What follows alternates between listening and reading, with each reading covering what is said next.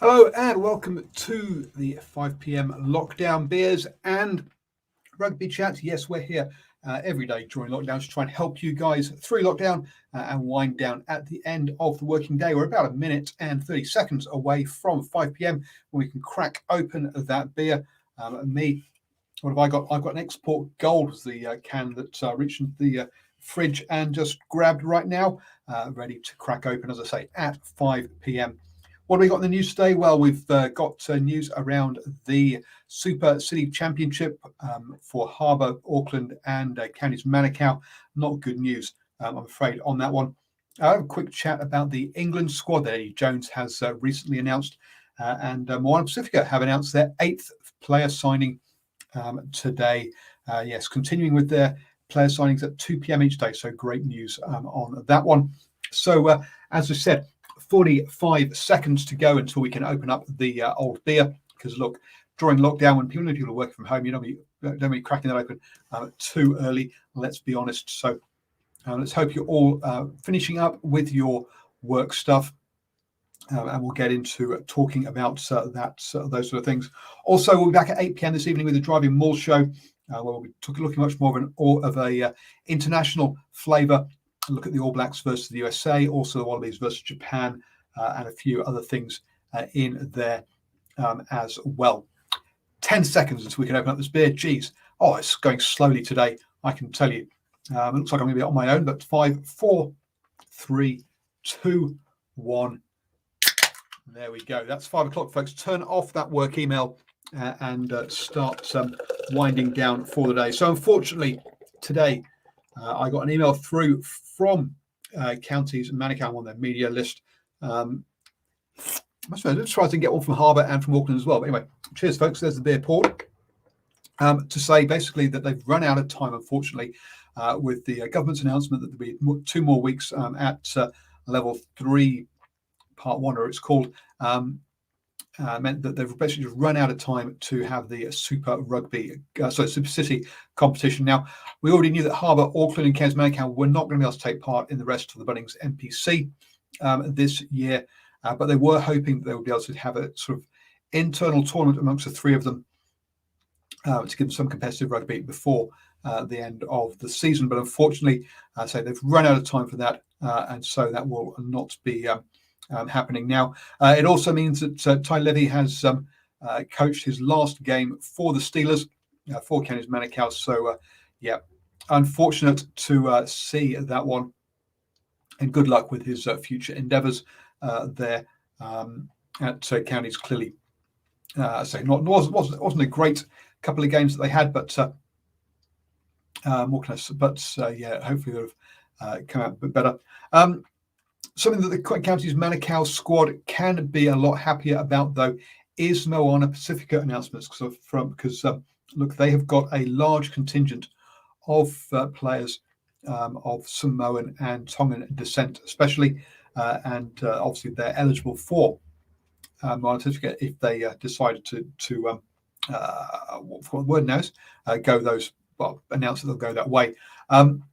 When Stephen and myself did a MOana Pasifika squad, we reckoned that we knew they were allowed 5 international players. We thought those 5 players would be used basically for scrum half, fly half, which was seen with Anari and Christian Leofano. And we thought another 2 would be used probably in the locking department, and that that Sakoki Kepu would pick up one of them as well in the props. And Sakopi Kepu is the 8th player to be announced by Counties Manukau. So yes, we fully expected that one we predicted that one. So do head over to nzsportradio.com if you would like to watch the show and get through our full 38 player, I think it is, or 39 player squad that Stephen and I put together that we predicted for MOana Pasifika. So far, it has been going pretty much as expected. Scopi Kepu clearly not available to play for Samoa or Tonga because he is a 110 cap, I think it is, player for the Wallabies. And that experience that he brings to the side will be invaluable in what is a brand new team there. So his experience that he brings to the side will be fantastic. Also, has played 295 professional games since he started playing in 2006. So wonderful, a wonderful signing for MOana Pasifika there. Just going to have a quick sip of the old beer.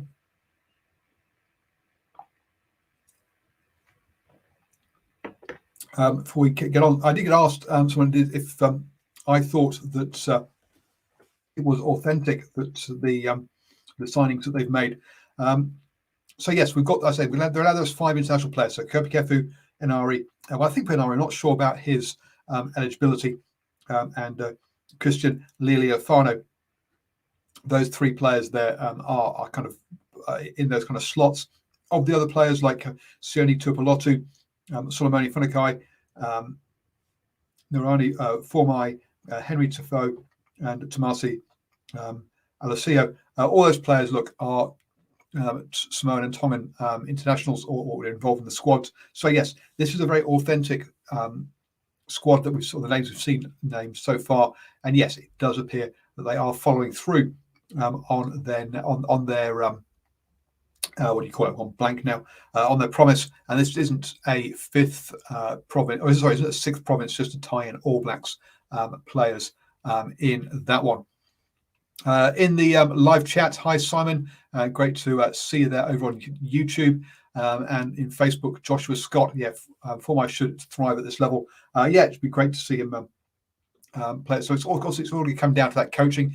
I'll be honest, a little bit skeptical on that front.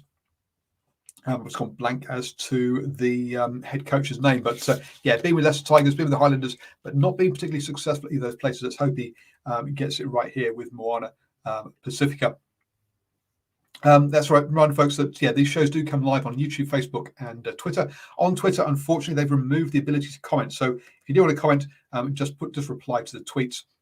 Also, it'll be coming out as a podcast. So just search for New Zealand Sport Radio on your favourite podcatcher, iHeartRadio, Apple Podcasts, Spotify, all of those wonderful places. The final sort of news item that's come up in the last sort of 24 hours is the England squad, which has definitely surprised a number of people. With Eddie Jones talking about how he's definitely now focusing on the Rugby World Cup in 2023. What's he been doing for the past 2 years? You kind of wonder, because ever since the end of the Rugby World Cup, he should have been doing that on that one. Aaron Major, thank you, Simon. That's the name of the head coach for MOana Pasifika that he's put there in the live chat. So a bit of a surprise that he's only now starting to look forward to 2023 with those sort of comments. A number of players who have missed out include George Ford, as well as both the Vinopolas and Jamie George as well. So we're talking big names here, not just for England though, but also that were on the British and Irish Lions tour this year. So some very big names missing out there. Obviously, the Vinopolas and Jamie George involved in the 70 odd points that Saracens put on Bath at the weekend. So looks like they're in form. Ford playing for Leicester Tigers, who are top of the table at the moment. So, hey, look, these aren't exactly players who are out of form either. These are players who are in form. So a real surprise there with some of those names. I'll be honest, having watched a little bit less of the Premiership over the last couple of years, there's a few names in here that I don't know that well as some of the younger players are now coming through. But it really is a kind of a bit of a mixture with those younger names. As I say, like Rafi Quirk from Sale in there, Adam Redwan from Newcastle, but you've still got players. Manu Tuolangi is back again. Real surprise this one. Every single time he gets named, he seems to get injured. Unfortunately, really has not played that much rugby over the last few years. But amazingly, he's still only 30 years old. So he's still got more rugby in his legs, potentially. And if you think about players like Johnny Wilkinson, who I think a lot of us thought was his career was pretty much over, and then comes back and played a number of seasons. Oh dear, bless me. Sorry, folks. Sorry for that couple of seasons there. Managed to the second one. Sorry about that. Good. The first one was folks. Yeah, it's he could potentially come back with that one. Look, they are looking at beyond Ben Youngs with those with those young scrum halves. So we'll see how that one pans out. And a couple of players who were involved in the summer games when England were playing without the British and Irish Lions have been included. So well done to those players who have proved themselves in those games against the USA and Canada, for example. So yeah, a real mixture. Owen Farrell still captain. I'm not sure I'm a great fan of your goal kicker being a captain, because essentially when you score a try, you can't be rallying the troops and talking to the troops because you're taking the conversion. When there's a penalty, you can't be organising with the team because, again, you're kicking the sticks. So I'm not a big fan of your goal kicker also being your captain on that one, but still, he's been named yet again as one of the players who is nailed on to start. Wouldn't be a bit this kind of surprised that Maro Itoje hasn't been given that kind of role, as he's a nailed on starter. You've got to say on that one. So yes. Yeah, Josh says, 70 points conceded by Bath. Have they been relaxing too much in the Bath? Oh dear. Look, yeah, a bit of a freak result there, and not a good sign for the English Premiership. Let's be honest, or the Gallagher Premiership, as it's supposed to be called. Let's be honest, you don't want lopsided scores like that to happen, and let's hope we don't see those sort of scores against MOana Pasifika and the Fiji and Drua too often. Being brand new teams, they will take time. We're going to have to give them time to get up to speed with that one. So those are the kind of those are the sort of the big sort of news items from the last 24 hours. That's what we try and bring you during these lockdown beers and hash rugby chat shows.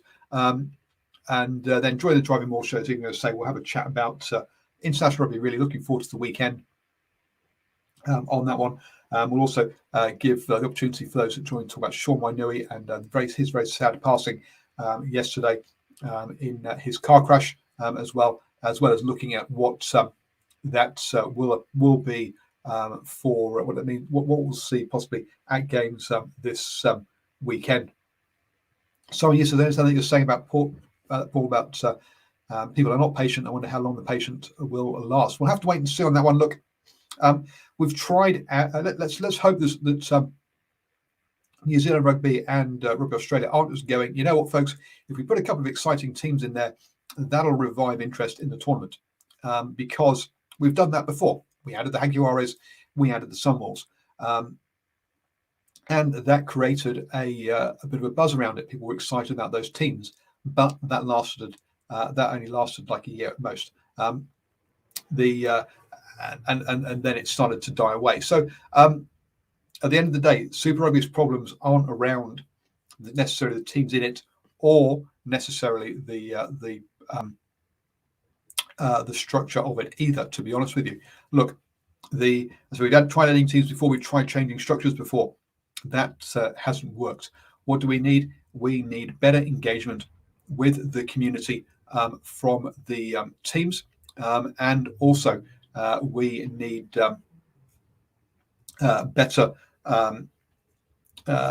more positive media and more positive advertising around the game, and that is what will increase the amount of people who are interested, the amount of following of Super Rugby. Just adding new teams in, just adding, just changing the structure isn't going to do with it. Isn't going to do it. Let's be honest.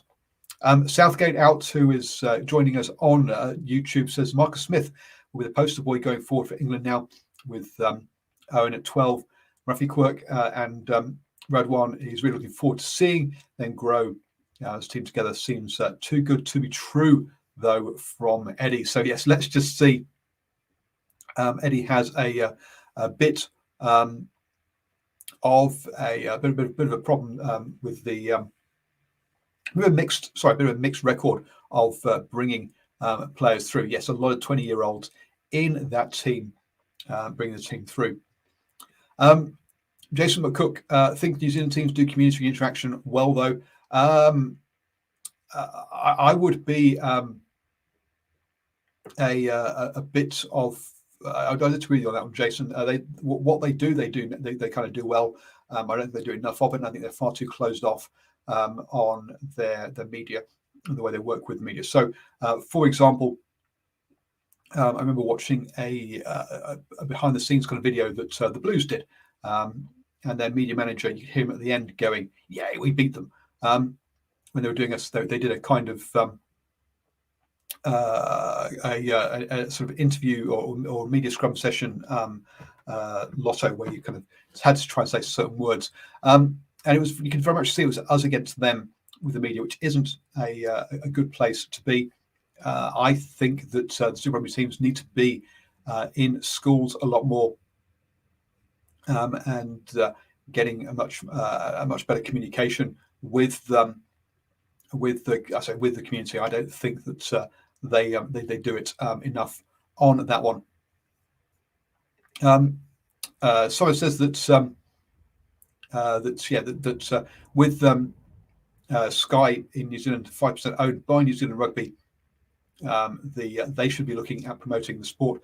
Absolutely, and look, we have seen a step up in the coverage of rugby by Sky. It's been mainly driven by the competition that's been brought in by Spark Sport, but that saw that signing with the certain percentage from New Zealand Rugby, and that has seen them do lots more sort of live player announcements or live squad announcements and stuff through various rugby shows on Sky. Now that's had its own a backlash from or negative comments from some of the media, feeling that Sky gets preferential treatment, which it definitely does, absolutely. But then again, they pay for it, so I've got nothing wrong with that at all, as long as they don't just totally lock out the rest of the media, because obviously Sky is behind a paywall, and Sky need to realise that the more positive publicity outside that paywall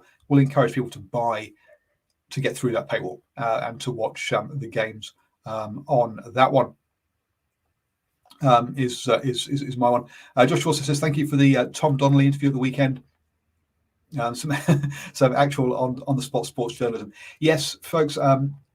If you want to have people at the games in the Bunnings NPC, then please support me. Head over to nzsportradio.com. Sorry, head over to patreon.com/NZ Sport Radio and become a supporter of New Zealand Sports Radio. I am the only media person who goes to the Waikato games now. Unfortunately, with the passing of Michael Pullman earlier this year, I'm the only person who goes to the Bay of Plenty ones. I would be going to Kenny's Manukau, Auckland, and Harbour ones if I could go there, and I would be there if it will be at Northern games as well if we were allowed to go there, but COVID restrictions are in the way of that one. So please do support me. I only make $180 a month through that membership scheme.